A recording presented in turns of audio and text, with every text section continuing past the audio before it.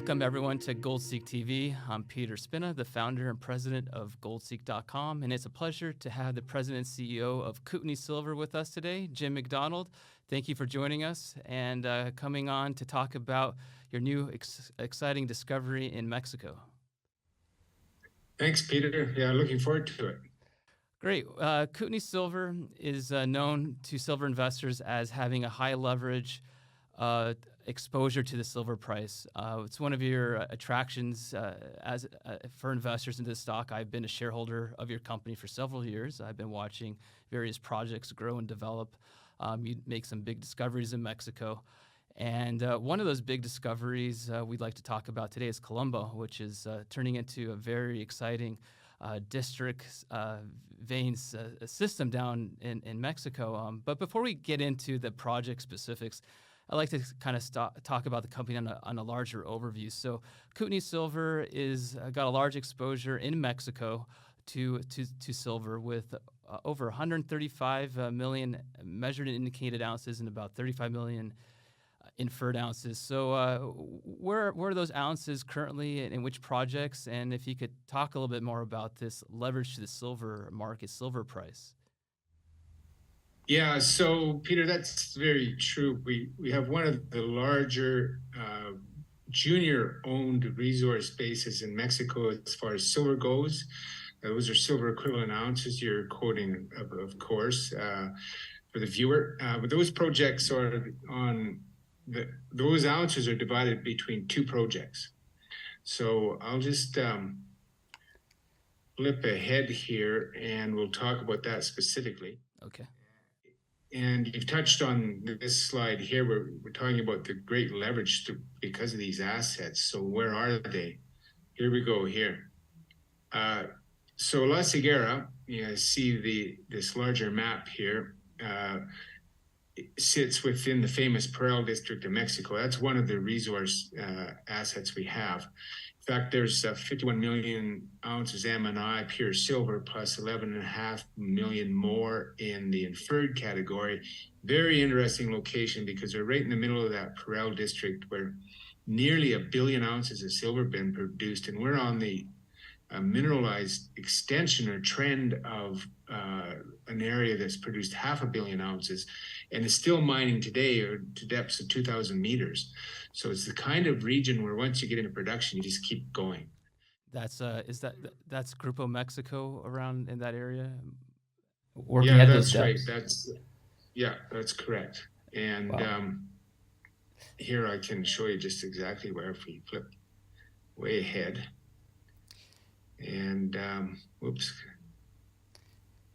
Here's the map locally. The green is our concession boundary.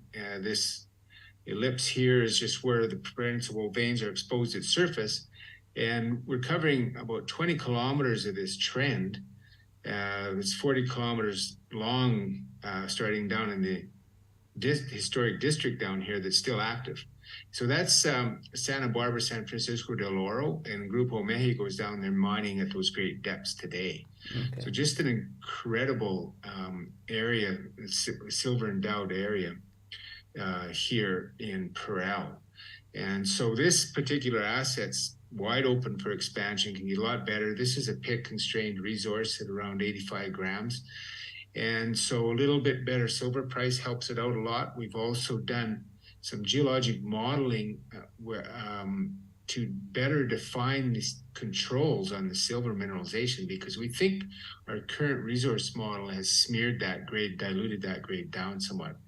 So really great project going forward, something when we get into a real nice bull market in silver, it will come back to in advance. And that would be the focus. Then once the silver price starts to move higher, you would start to focus back on this project as that would become more economically interesting. Yeah. Generally speaking, it would be a focus, I would say, because I would expect that we'd still be going great guns on the new high-grade discovery Columba. Right. But it's an asset that would need to be advanced in a better silver market, better looking economics, and lots of further discovery potential there too. Okay, so this is a big chunk of that resource, a currently established resource. The other resource, the other project which adds to the current 130 some million ounces of M+I silver equivalent, it comes from which other project? Comes from the Promontorio and the Promontorio La Negra property. There's two discoveries there, in fact. And our first discovery in Mexico is Promontorio, which is a huge diatreme complex. The diatremes form in volcanoes, big explosive events, and can host some big deposits. And so that was our first discovery there. And our second discovery was made a few years later. It's called La Negra. We don't have a resource out on it yet. And this picture is showing the La Negra mineralized zone actually outcropping and forming that hill you see there. Mm-hmm. And so we had some incredible grades, discovery hole grades, like 200 meters of over 156 grams per ton silver right from surface. Wow. Included 50 meters of over 400. So this got Pan American very excited at the time. They had a plant about 200 kilometers to the south that was winding down. And we had a deal with them where they were going to provide all the capital to take us right to production if La Negra got to 50 million ounces on its own. Mm-hmm. Now, it didn't get that big, so we got the project back. They turned the option back. There's been over 90 holes drilled there. Grade looks really good. The metallurgy looks pretty simple, a pretty simple leach circuit. So it's got the potential for a smaller producer, for a smaller company with potential for good margins, I believe, because you see this is quite amenable to open pit mining. The mineralization sticks right out of the ground, and the recovery looks pretty simple and pretty good. So that, again, this is something that we want to be advancing in a better silver market, and just to add again that we don't have a resource calculation yet on La Negra, but that's something that's on our plate. Okay, so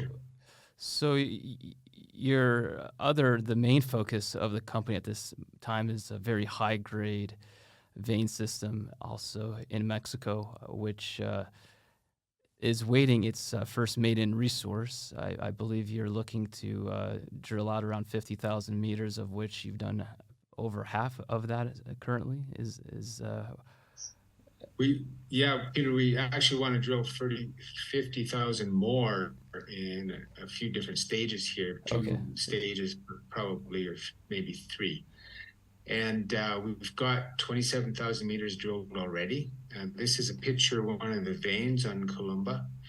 What makes it exciting, and I'll add that we have 135 holes drilled so far in multiple different veins. And we're hitting truly high grades with good widths in practically every vein that we've tested so far. And for example, intercepts like 17.8 meters of 650 grams per ton you see over here in the left under highlights. Mm-hmm. 6 meters at over 2,000 grams per ton, and a different vein again. And then in a third vein, 34 meters of half kilo. So that included 9.6 meters of, I think it was nearly 1,700 grams per ton silver, plus quite a bit of lead zinc in that particular hole. So very exciting results, great upside here. There had been no work done at all in 35 years until we started drilling about 3.5 years ago here. So you were attracted to this from the past production that had occurred in this area. They were 100 plus years ago, and until 1960, mining the veins there. What was it that you were testing? You had some old workings to work from. They had some old stockpiles to test off, which gave you an indication that there was more to the system than they had identified. Yeah. So what attracted us were some of the historic sample maps from the underground working. One of the veins was had a shaft put down over 200 meters depth and 6 levels put out in the early 1900s. Oh. And so they were obviously getting ready for some serious production that was halted because of the Mexican Revolution. But some of the old records, and there are very, very few of these, but showed some truly high grades in these underground tunnels. The mine was flooded, so we couldn't get in and confirm that directly, but we could indirectly by surface sampling and sampling of tailings and comparing it to reported recoveries. So we were quite comfortable with that. And we saw multiple other veins in the project. And as it turns out, we're in this caldera setting, this volcanic caldera, where the bottom of the caldera has just barely exposed the top of these veins. So when you walk out in any direction away from the bottom of that caldera, you're going up the hill and your vein disappears, yet it sits there underneath your feet. So the point I'm making is this thing has suffered hardly any erosion at all. So whatever was deposited here originally is still here. And so this next image here shows this caldera. See this basin in the middle here? That's the caldera. That's the volcanic vent area here. And then it's cored on this little hill right in the middle, like a bullseye. There's a small intrusion. There was one of the magma chambers that blew up here. And then the yellow are all the veins that we've subsequently found over the last few years in mapping exploration. And so this extent is now 4 kilometers in this direction here by 3 kilometers in this direction. And this is getting to be the scale of something that could easily be 100 million ounces or multiples thereof. And the old historic shaft we were just talking about sits right here in the middle on this particular vein there. Okay, so you're expecting this deposit to have 100 million ounce plus potential with even a higher exposure amount possible to be found. And is that a combination of discovering more veins in this collapsed caldera, or working kind of identifying and just drilling out the existing veins more and identifying the size of the full scope of these veins? Yeah, that's basically what it is. Yeah, it has to be drilled off. There's got to be a lot of drilling occur here. And over time, we certainly have the possibility for multiples of 100 million ounces. And what we're shooting for here initially is that magical 100 million ounce size. And geologically, we certainly see that potential. And you just don't have the exposure here, the veins that show itself immediately. But for example, when you're in this region on this rim on the right-hand side, coming out of the caldera at the top here, these particular veins here, this is the, here is the B vein set. And at surface, you're up above where your vein is productive. You've only got 5 grams per ton silver. But we have a drill hole down there, 150 meters deep from surface. And it intercepted 4.6 meters of 1186 silver. So that vein and high grade continues, even though at surface you don't see the grade. And so this thing is almost entirely preserved. It's very exciting. The geologic setting, the number of veins, the length and size of it give us that confidence that we're on to something that certainly has that potential and beyond. And here in this image, we're comparing it to some well-known discoveries here in Mexico, and one that's now in production, Las Chispas, the Silvercrest on the left-hand side. And then in the middle is the Coppola Vizsla, which is now over 200 million ounces in size. And this is our project on the right here. And those are our vein, size of our vein system. So these are all at the same scale. So you see we've got the scale here of these other more developed, better drilled districts. And just showing here then some shading here, you see some shading light shading. These are third-party claims that we don't have, but we've got the rest, and we've got 10,000 hectare package around the entire thing, covering that whole caldera. Okay, and you recently consolidated. Was there some final payments last year that were required to? We're just finishing. There was pretty heavy payments into January, about 2.2 million Canadian. We have about 700,000 more in April and May coming up here, and then we'll have 100% of the whole thing. You have 100%. Okay, great. So you have some excellent vein structures that you're identifying, developing. What is the plan then for this year? Where are you going to focus the drilling, and what would you see as a successful drill program for the coming period?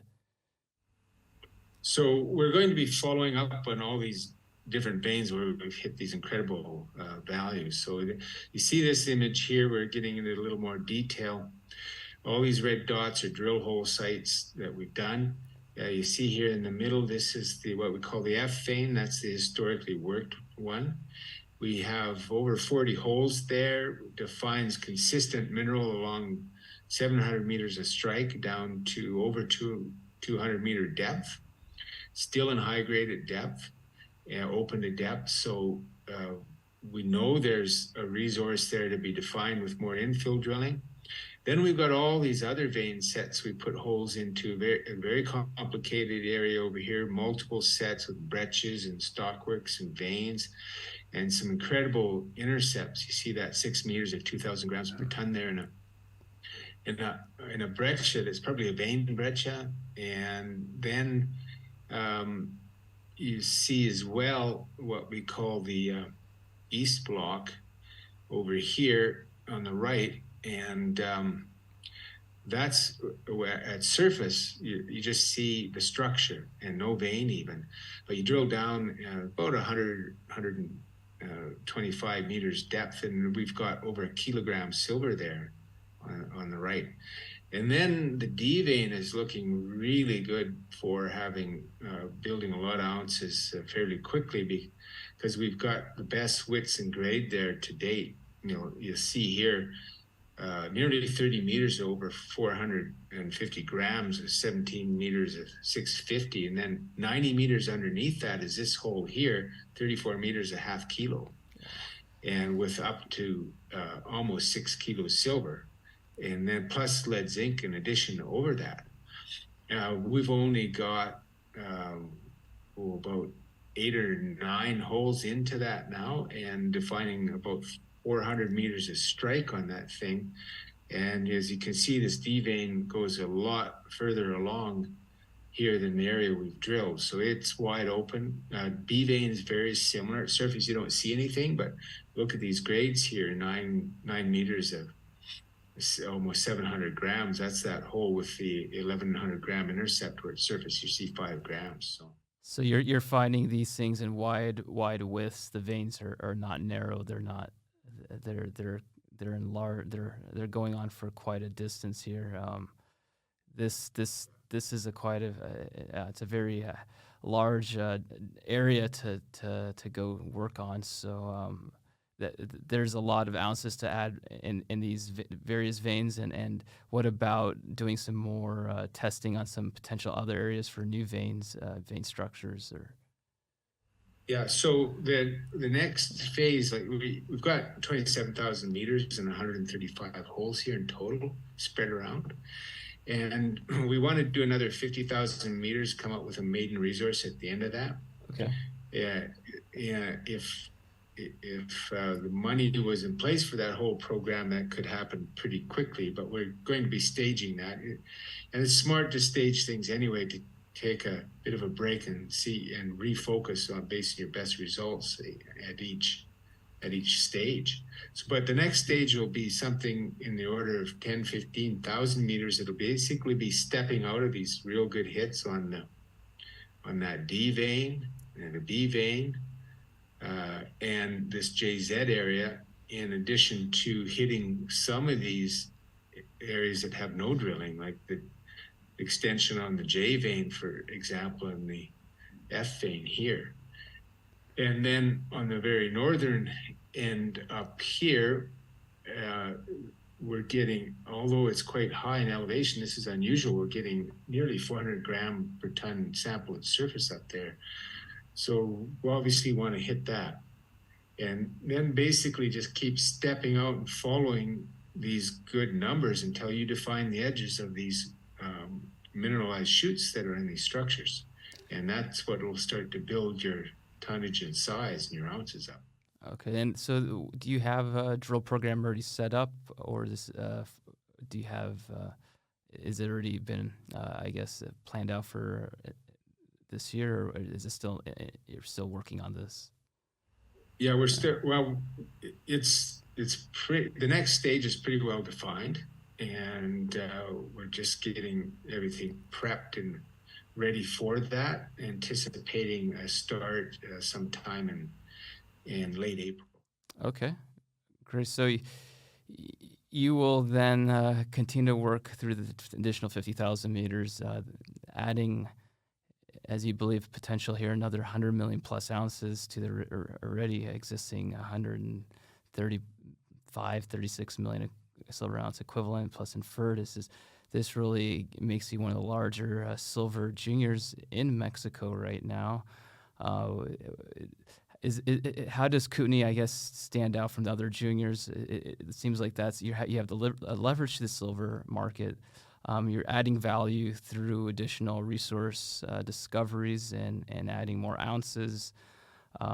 Those would be kind of the key value drivers for investors. Yeah, well, yeah, correct. And the real driver here is this Columba discovery.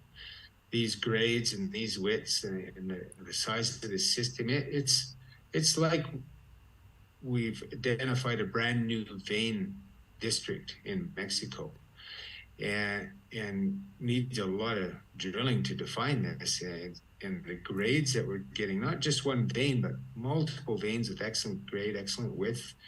So the opportunity or the potential here is fantastic. It's got the size where it could be big and high grade, and grade works at any silver price. That's what's most important. Even in a bearish silver market, high grade works. And a bull, it works all that much better. So we're really excited about getting this thing drilled off and starting to find the size and moving it along down that path to feasibility. Okay, that's great. So you have a project that works in a more difficult market price environment, and then other projects which have leverage to the silver price as the price attempts to make a move higher. And how do you view that?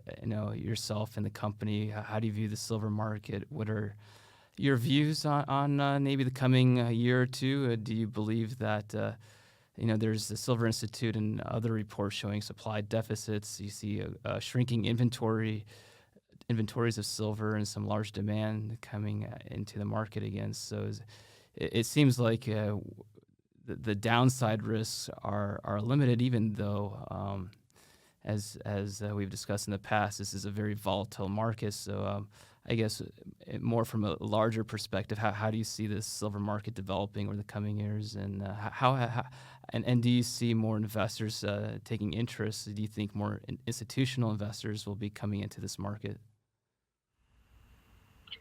Well, yeah, we're bullish on the silver price. We think the macro structure is set up real well for the silver price. I've seen some recent data on the projected silver deficit here, and it is quite large. I was very surprised at how large. That's going to give it some real explosive upside. And with silver, it's interesting because you have this huge industrial component to it, and a lot of the growth there being driven by, of course, its use in solar panels. And there's a big, as we all know, a big explosion and drive towards energy, green energy, renewable energy. A lot of it is going to come from solar panels. And so you've got this huge industrial demand, and then you get during periods of demand for as a monetary asset like gold, you get this inelasticity that occurs between the industrial demand and the monetary demand, and you can get some very explosive moves in silver because of that. And it's our belief that we're going to be seeing new silver highs and silver breaking through its old high of over $50 an ounce at some point here. We've already seen gold do that, and it's high and tested again in the last 2 years. So silver lags gold in that respect, but then it tends to, and historically it overshoots the gold price in relative value. So when that happens, then the valuation on these projects is something else again. It's a completely different kind of environment.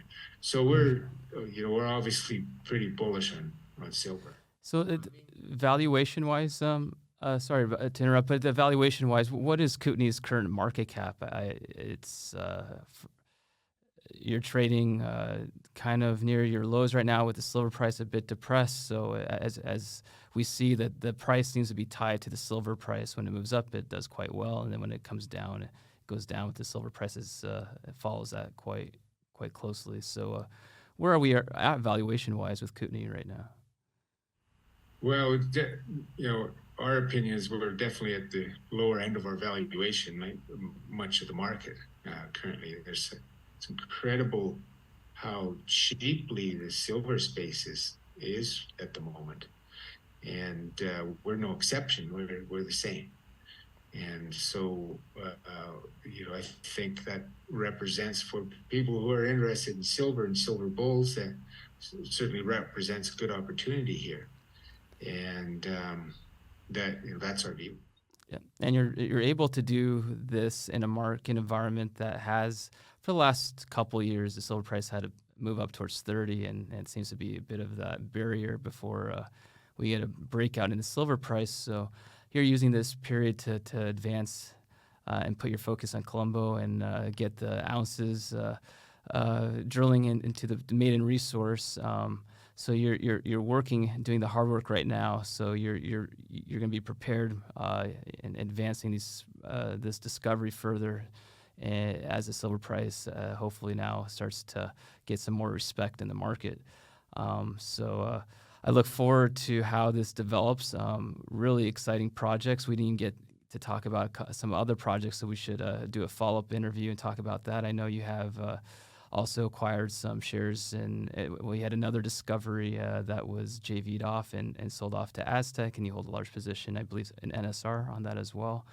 And with drilling coming up down at this project, it'd be great to keep on top of how that develops and how you see these vein structures adding ounces and value for shareholders. So looking forward to following up with you, Jim, following up on this excellent discovery. It's quite exciting. I've been watching the company for some years, so it's been great to see the silver ounces, equivalent ounces, add up, because it is not just silver. You have some gold and other base metals, which is great. But with this project, I really love that this is a high grade project that it keeps growing, and the potential is there to really become a huge discovery up here in northern Mexico. So congratulations with this discovery, and I know you have had quite a few discoveries in Mexico before, and we look forward to watching this develop as well. This is for the silver exploration sector, where there isn't too many different projects moving right now. It's great to see you move this one along. Yeah, thank you, Peter. And I agree. It's a really exciting project, and we're quite keen to get back and start drilling again and keep putting out great results. So thanks for the time. Looking forward to follow up. Looking forward to it. And for investors who want to find more information out on Kootenay, what is the website? And you trade actively on both the U.S. and Canadian exchanges, correct? Yeah, so mostly on the Canadian exchange, on the Toronto Venture, KTN's a symbol. And the website's www.kootenaysilver.com. Great. Well, thank you for your time, Jim. Have a great conference in Toronto, and look forward to following up in the coming months. Great. Thanks a lot, Peter. Thank you.